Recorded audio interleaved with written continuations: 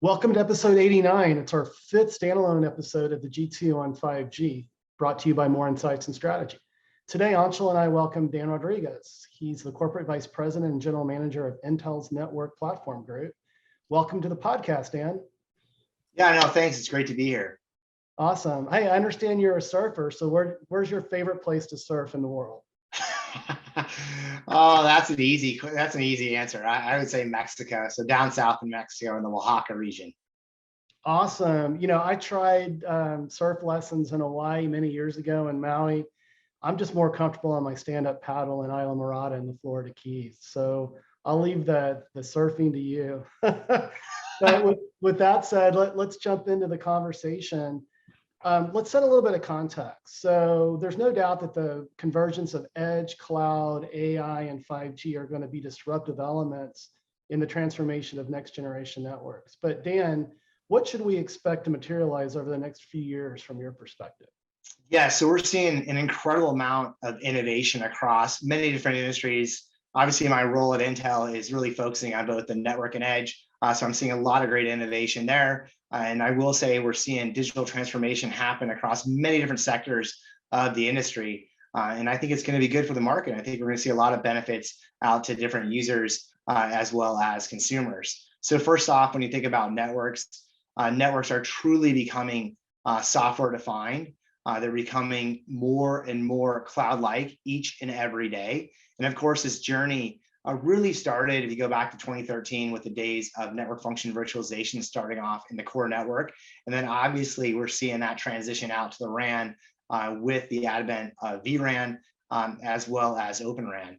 And I think at the heart of all this is creating an open environment, an environment where developers can truly flourish. They have the right tools to create innovations on top of hardware. And that's what Intel's aim is, creating a wide and robust ecosystem and provide the right software out there so you can get the most out of the hardware and get to market very, very quickly. So that's kind of the first one. But then the second one, as I mentioned, is that we are seeing the emergence of the intelligent edge. So essentially, in the emergence of the intelligent edge, when you look at what's at the heart of this, it's all about helping customers, again, improve that TCO, or utilize data in new and creative ways to help a service. And sometimes that could help generate new revenue streams. And one of the hottest workloads we're seeing is, of course, edge inferencing, or video or inference over video, if you will. And in that, it's going to impact so many different segments. It could be a simple segment, a simple use case in retail where you're just maybe monitoring foot traffic, to maybe doing defect detection in an industrial factory floor. But all in all, we're seeing great pickup in these two areas, and I'm very excited about what's to come in the future. Yeah, from my perspective, when you look at 5G relative to 4G and 3G, it's inherently more software defined, to your point. You touched on Open RAN and vRAN, and so that's a great segue for Anshel's first question for you. Yeah, I was kind of curious about your take on, vRAN and Open RAN as the hype cycle has kind of reached critical mass. It's very compelling from a capex, opex, and operator agility perspective, but integration is going to be extremely critical. What's Intel's take on that? Yeah, so I think at a high level, first of all, when you think about the move to vRAN or the move to Open RAN, is essentially, this industry, it kind of actually, believe it or not, we started thinking about this over a decade ago, this transition. And it's pretty exciting to see that I would call it an inflection point today. And the good thing is that we invested early in both hardware and software, and early with the ecosystem to be able to support, ease of integration and really get these deployments off the ground. So when you think about what we're trying to do, is we're trying to create this robust ecosystem at every layer of the RAN stack. So first off, we invested in our FlexRAN reference software, which has over 140 licensees today. So what that means is that you're going to have a lot of different choice out there in terms of RAN software vendors, which is outstanding. Second, particularly when you think about integration, that CAS layer, or that cloud native infrastructure layer, is really critical. And for this, we're partnering with many different folks across the board, including Red Hat, VMware, Wind River, as well as Microsoft, Google, and Rakuten Symphony. So giving a lot of choice to our customers in terms of how they want to manage their networks. And then finally, as you would expect, we're of course partnering with a lot of server vendors, including both HP and Dell in this journey. So in the end, when you think about this, we're trying to provide this environment where customers have choice. They can choose the right RAN software. They can choose the CAS layer and the cloud infrastructure layer that they want to manage their network with, and then have different server vendors. And then we're pulling together this ecosystem to help ease, let's say, integration costs and simplify the time to market or the speed to time to market to get deployments off the ground. And the good thing is that we are seeing a lot of early success. Obviously, you've heard about Verizon. Recently, Vodafone just turned on an Open RAN network in the UK that I'm super excited about as well. Great stuff. Now, I've got a two-part question for you, Dan. The first is, I understand that Intel's recently made several announcements that include hardware as a first for Intel. Can you double click into those details? Yeah, we certainly did. And the first thing is that we did make several announcements on vRAN, which I'm very excited about. And when you think about vRAN, you of course think about virtualization first. It's in the name, but you think about that first, and that means flexibility is always key. But you also need to deliver the right solutions at the right performance and power levels, and that's why we invested in both the FlexRAN software as well as the hardware. And when you take a step back in this market and you think about the overall goal of the operators, it is to deliver cloud-like scale and agility, as well as have the right flexibility. So really what the operators want is they want a flexible network. So that's at the heart of all the solutions we develop, and our new lineup delivers that flexibility, plus it delivers it at the right performance and power levels. So the two new announcements or new disclosures that we made at MWC is that we introduced new 5G specific signal processing instructions in our Xeon Scalable processor line, Sapphire Rapids. So very excited about that. That is going to deliver gen on gen performance improvements of about 2x or up to 2x. So very significant capacity improvements for vRAN deployments. And then our second disclosure is that in addition to this broad Sapphire Rapids family, we're also introducing new vRAN chips with integrated acceleration.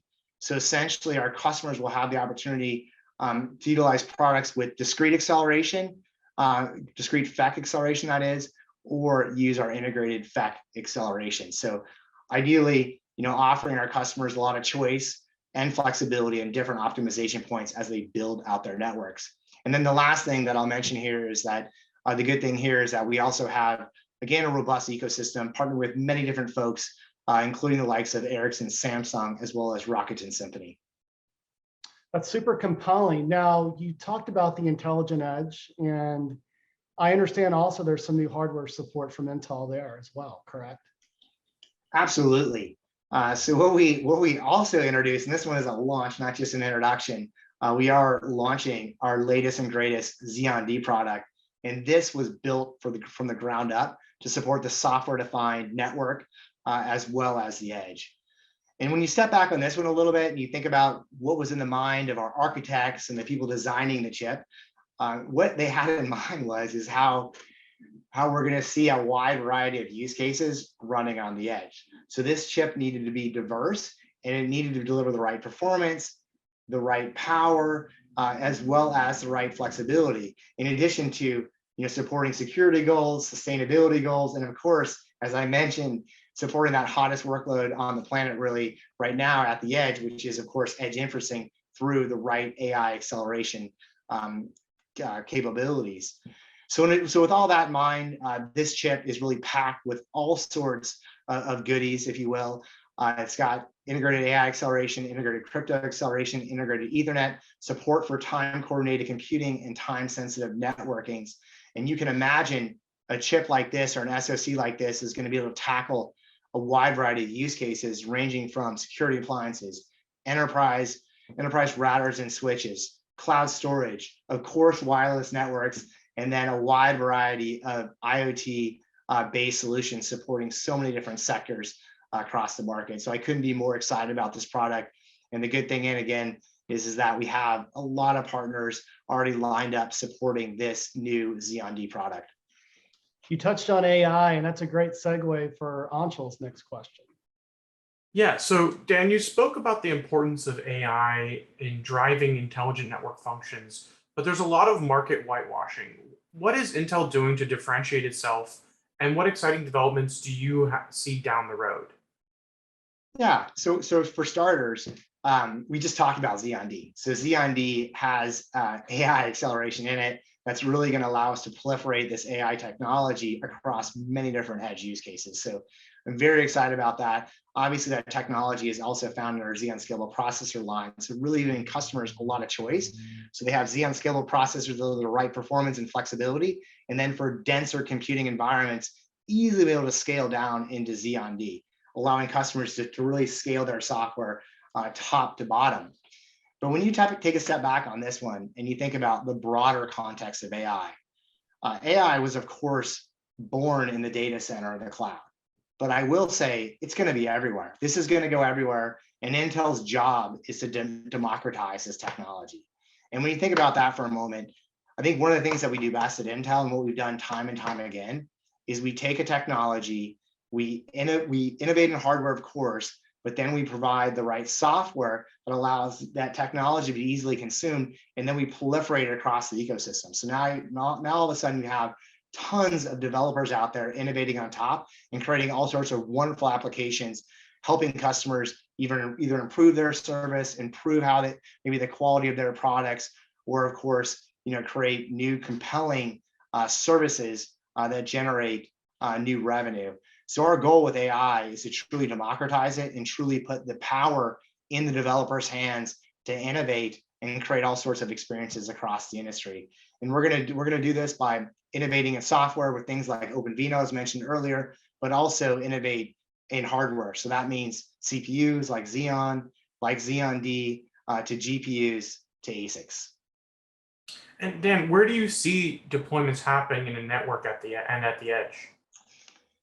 Yeah, I actually I see deployments happening again in a plethora of spaces, and I think one indicator that we look at is OpenVINO. So OpenVINO is, of course, our software toolkit or software toolkit that really helps customers develop these edge inferencing applications.